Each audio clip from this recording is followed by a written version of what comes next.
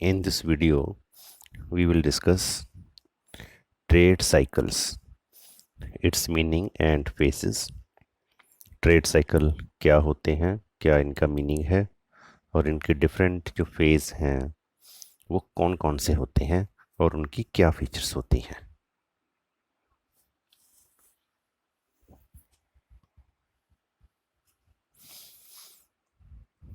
First, अगर हम पहले बात करें ट्रेड साइकिल है क्या चीज़।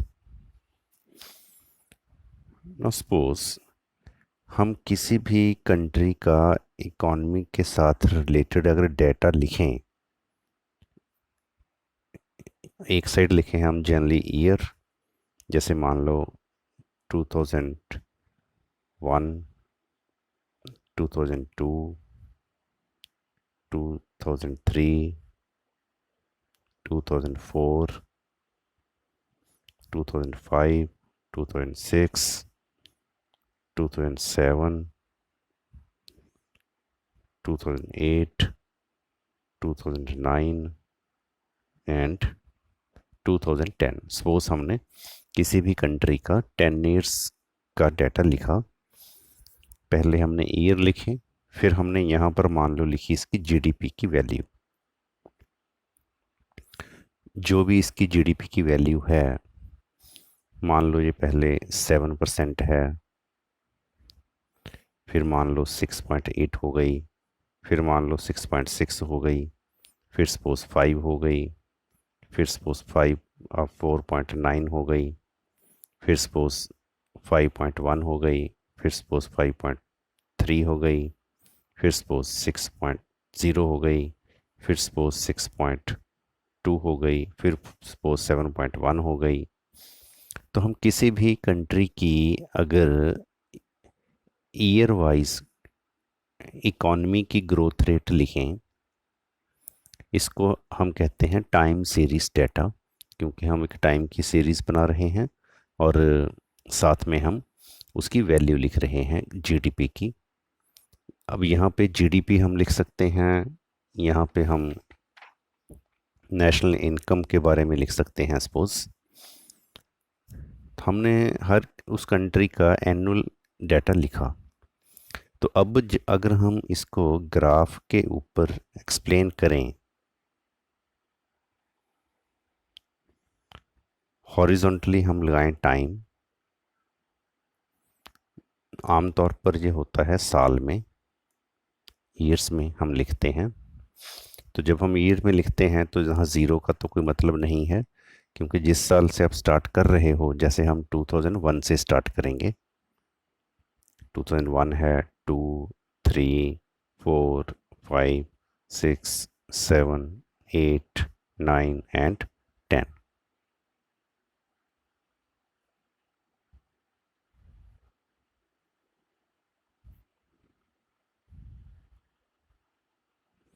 ये हमारे 10 हो गए साल इस इकॉनमी की ग्रोथ रेट के। और वर्टिकल लाइन पर हम लगाएं इसकी जीडीपी।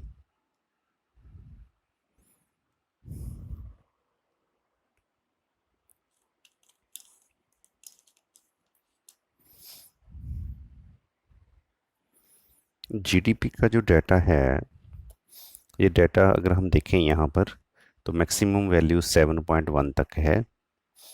तो अगर हम 7 और कम से कम वैल्यू जो है वो 5 और 4.9 है। तो ऐसे ही अगर हम इसका स्केल स्टार्ट करें, मान लो 5 से अगर हम स्टार्ट करें, 5, 5.5, 6, 6.5 and 7 suppose.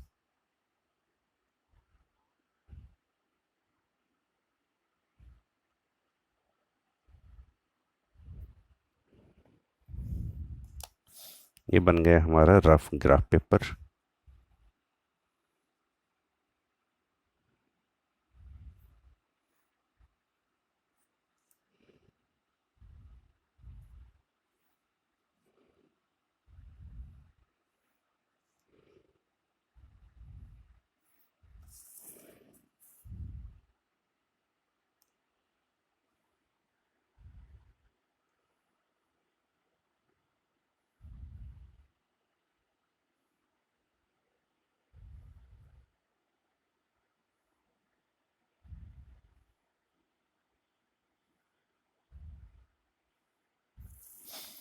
This is our graph paper.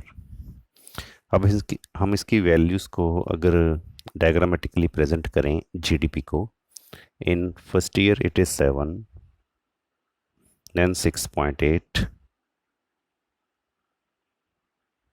6.6, 5, 4.9, 5.1, 5.3, 6, 6.2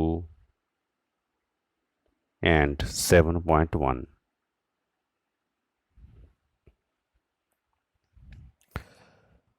तो इसकी जो लाइन बनी, एक्चुअल जो शेप बनी इस पर्टिकुलर केस में, ये कुछ ऐसी शेप बन गई।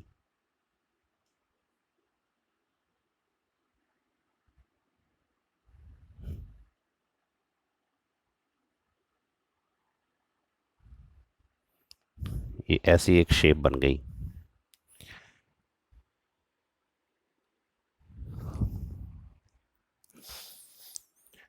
तो हमने क्या किया, हमने किसी भी कंट्री का एक टाइम सीरीज डाटा बनाया, टाइम सीरीज टेबल बनाया, ईयर वाइज ईयर लिखे और जीडीपी की वैल्यूज़ लिखी।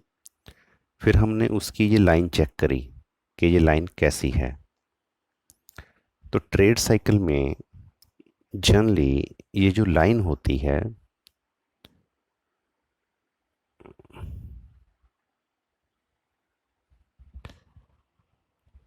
ये कुछ ऐसी बनती है।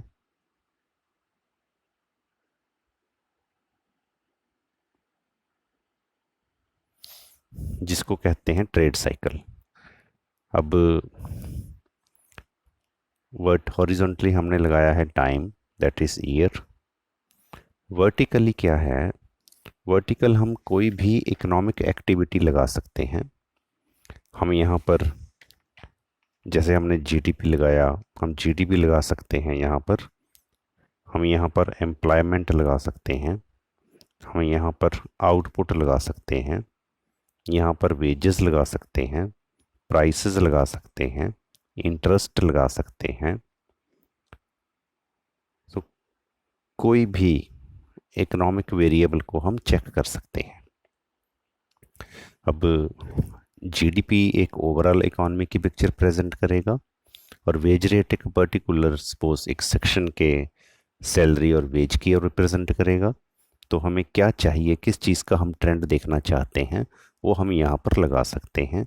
अगर हम ओवरऑल इकोनॉमी को देखना चाहते हैं, हाँ, तो हम जीडीपी को लगाएंगे, मेनली इकोनॉमिक ग्रोथ रेट को।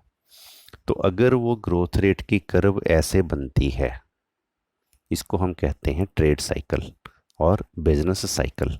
जैसे हमारे केस में ये कुछ ऐसी बनी। अब ये जो कर्व है अगर ऐसे बनी, इसका क्या मीनिंग है, इसको कहते हैं रेगुलर साइकिल।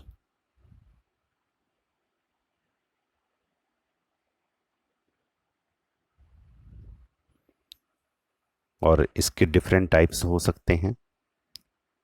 ये ऐसी हो सकती है,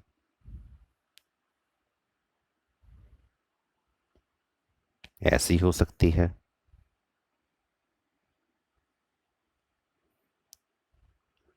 ऐसी हो सकती है,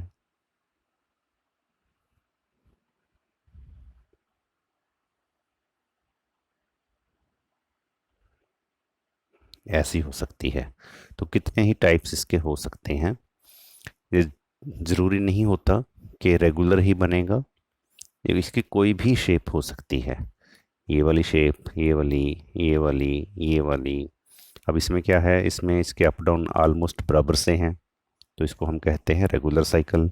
इसमें क्या है, इकॉनमी थोड़ा ग्रो होना कम हो रही है, डिमिनिशिंग रेट पर जा रही है। इसमें इकॉनमी बहुत ज़्यादा ग्रो हो रही है, इंक्रीजिंग रेट पर जा रही है। इसमें जो फ्लक्चुएशंस हैं वो पहले से बहुत ज़्यादा बढ़ रही हैं, इसमें फ्लक्चुएशंस पहले से कम हो रही हैं।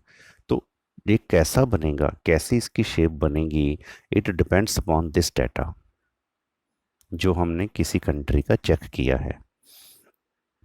तो हम किसी भी कंट्री का ये डाटा ईयर वाइज लिखें, जो भी हम लिखना चाहते हैं, और फिर हम उसको ग्राफ में ड्रॉ करें, फिर हम देखें कि उसका कैसा ट्रेंड है। तो जनरल जो ट्रेंड हमने फॉलो किया वो कुछ ऐसा होता है। अब इसमें भी एक और क्लैरिटी है, इसको अगर हम देखें, ये जो हमारी लाइन है बीच में जा रही है, ये हॉरिजॉन्टल है।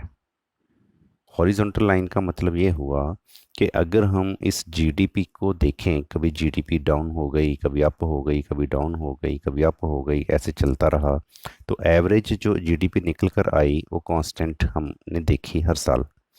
तो क्या ये स्मूथ ऐसे चलती है, कांस्टेंट रहती है, या फिर ये जो जीडीपी है ये अपसाइड ग्रो कर रही है? तो अपसाइड अगर ये ग्रो करेगी तो साइकिल कुछ ऐसा बनेगा। अब इस साइकिल में और इस साइकिल में क्या डिफरेंस है? इस साइकिल में जो हमारा जो हमारी लोअर लिमिट है और जो हमारी अपर लिमिट है वो ऑलमोस्ट पहले सालों में और बाद के सालों में वही है। अपर लिमिट वही है, लोअर लिमिट। अब यहाँ पर क्या है, यहाँ पर हमारी अपर लिमिट अगले साल इंक्रीज हो गई, फिर और इंक्रीज हो गई, अगले साल चाहे ना हो, मतलब टाइम टू टाइम हमारी अपर लिमिट इंक्रीज होती जा रही है और लोअर लिमिट भी हमारी इंक्रीज होती जा रही है।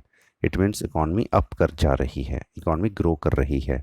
यहाँ पर इकॉनमी अप नहीं जा रही, स्टेबल है। बट ये साइकिल जो है, साइकिल रेगुलर ही है। This cycle is also regular, this cycle is also regular cycle. Both cycles are regular, but इसमें इकॉनमी अप नहीं जा रही, इसमें इकॉनमी अप जा रही है। तो हमने ट्रेड साइकिल में ये चीज़ें फाइंड करनी होती हैं कि जनरली हमारा जो ट्रेंड बन रहा है वो इकॉनमी का, वो कैसा बन रहा है। तो इकॉनमी की चाल क्या है, कंट्री में इकॉनमी किस तरफ जा रही है, तो वो हम साइकिल के थ्रू ऐसे चेक करते हैं, बना के डायग्राम के थ्रू, कि इकॉनमी का ग्रोथ करने का ट्रेंड कैसा है। तो जनरली ये ट्रेंड लाइन को बनाना ही साइकिल है। और इसके लिए हमने जैसे 10 साल लिए, तो हम इसको एक्सपेंड कर सकते हैं both sides. Generally we study it for the 100 years. तो 100 ईयर के लिए भी हम बना सकते हैं, 20 ईयर के लिए, 30 ईयर के लिए, 40 ईयर के लिए हम इसके साइकिल को चेक कर सकते हैं। ना साइकिल इनमें से कोई भी हो, कोई भी इनमें से साइकिल हो, तो जो इनके जो फेजेस हैं वो क्या फेजेस हैं?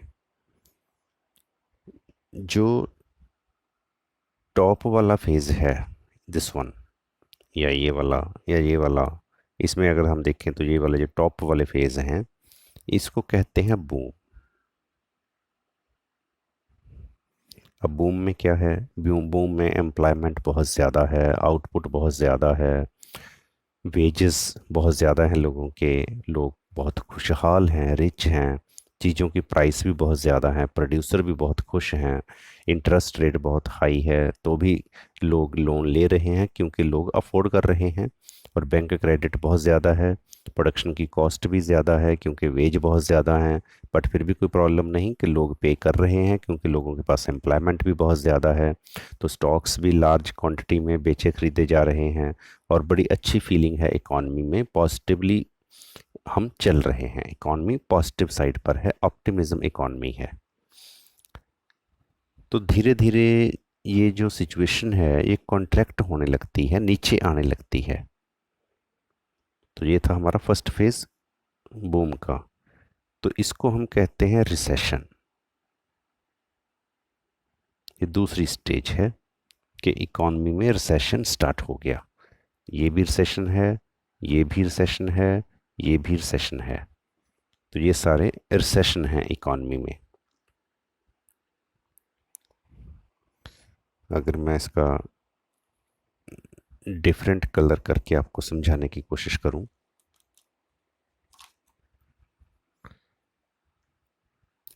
This is the recession.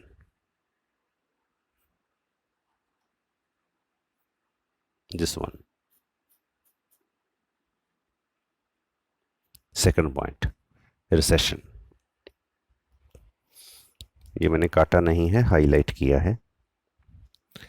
तो रिसेशन में इकॉनमी थोड़ी डाउन आना स्टार्ट हुई, एम्प्लॉयमेंट थोड़ा कम होना शुरू हुआ, आउटपुट कम हो गया, वेजेस कम हो गए, लोगों के प्राइसेस कम हो रही हैं चीज़ों की, इंटरेस्ट कम हो रहा है, फिर भी कोई लोन ले नहीं रहा क्योंकि इकॉनमी में एक्सपेक्टेशन नहीं है ग्रो करने की, क्योंकि इकॉनमी डाउन जा रही है। अब डाउन जाते जाते फिर थर्ड साइकिल में इकॉनमी एंटर करती है, थर्ड फेज में, that is known as depression. तो ये जो सिचुएशन है लोअर लिमिट वाली, यहाँ पर अगर हम देखें, ये लोअर लिमिट वाली जो सिचुएशन है ये डिप्रेशन की सिचुएशन है। अब इन दोनों में डिफरेंस क्या है? यहाँ पर डिप्रेशन उसी स्टेज पर आ रहा है, उसी लेवल पर इकॉनमी आ रही है।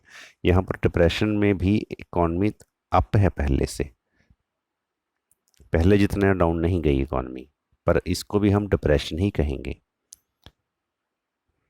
और ये थी हमारी रिकवरी, सॉरी रिसेशन, ये था रिसेशन। और यहाँ पर था बूम।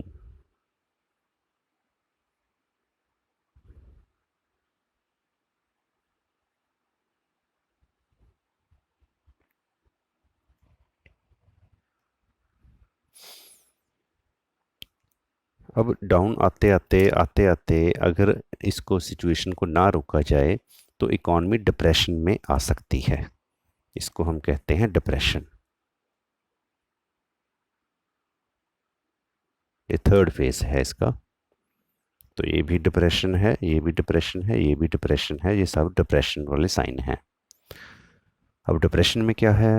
एम्प्लॉयमेंट बहुत ज़्यादा कम है, आउटपुट बहुत ज़्यादा कम है पैदा हो रहा, वेजेस भी लोगों के बहुत कम हैं, प्राइसेस भी बहुत कम हैं, इंटरेस्ट रेट भी बहुत कम है, फिर भी कोई लोन ज़्यादा नहीं ले रहा, क्योंकि इकॉनमी में कोई भी ऑप्टिमिस्टिक ट्रेंड नहीं है, इकॉनमी बिल्कुल ही अपने ग्राउंड लेवल पर है। लोगों के मन में डर है कि पता नहीं इकॉनमी ग्रो करे ना करे, इसलिए इकोनॉमिक एक्टिविटी सारी ही कॉन्ट्रैक्ट हुई हुई हैं, कम है। तो इसके बाद स्टार्ट होती है रिकवरी।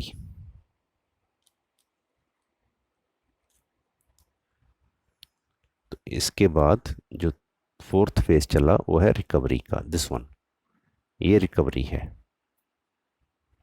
तो यहाँ पर ये रिकवरी है, ऊपर को जाना।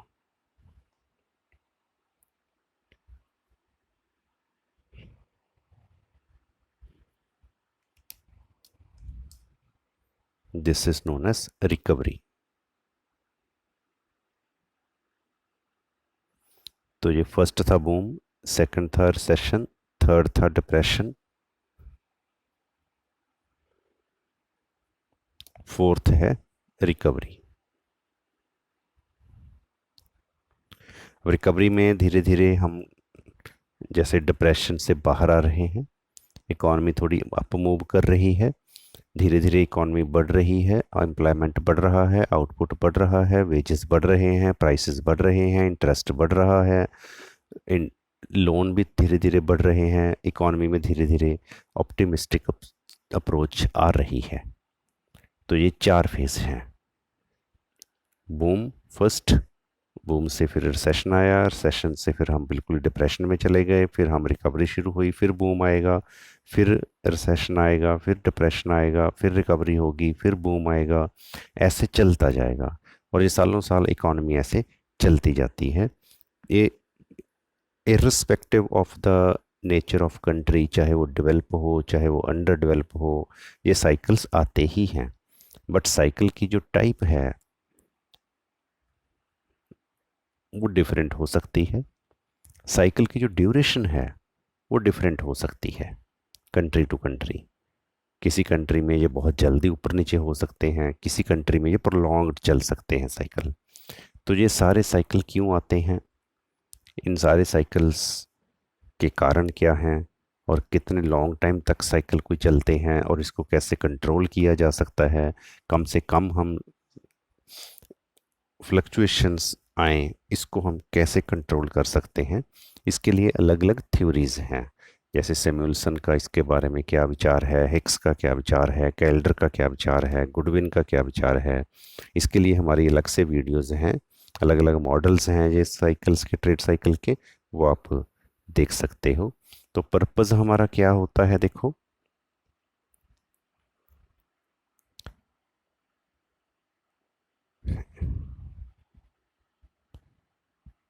जैसे ये सपोज ग्रोथ हो रही है इकॉनमी की।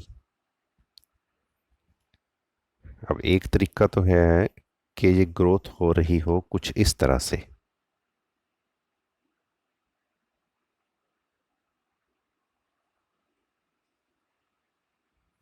कि अप डाउन आ रहे हैं इकॉनमी में। एक तरीका है कि ग्रोथ हो रही हो कुछ इस तरह से।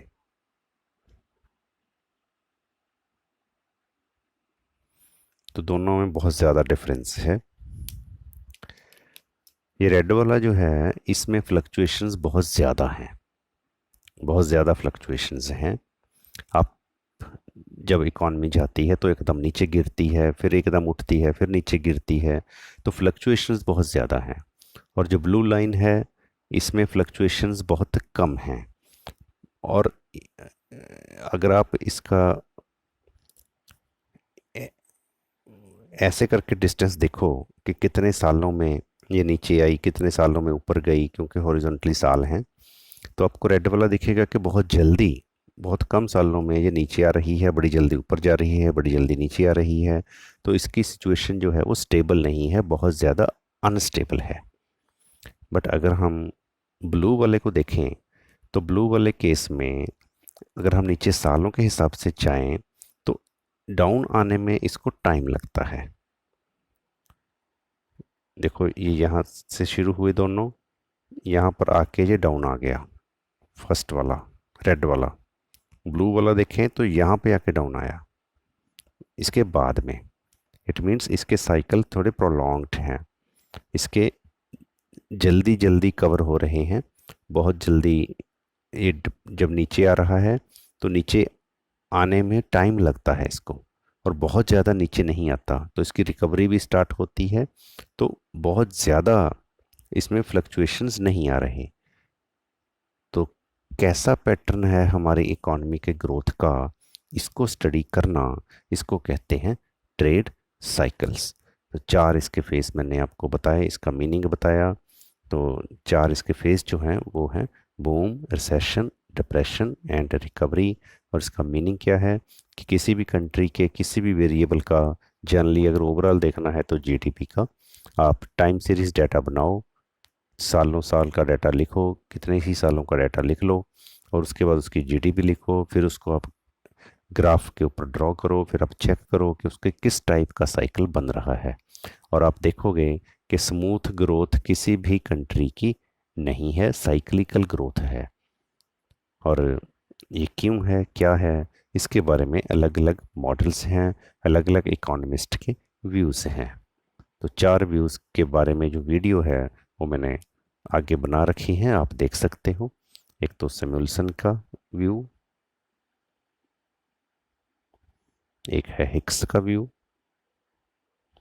एक है कैल्डर का व्यू, और एक है गुडविन का व्यू।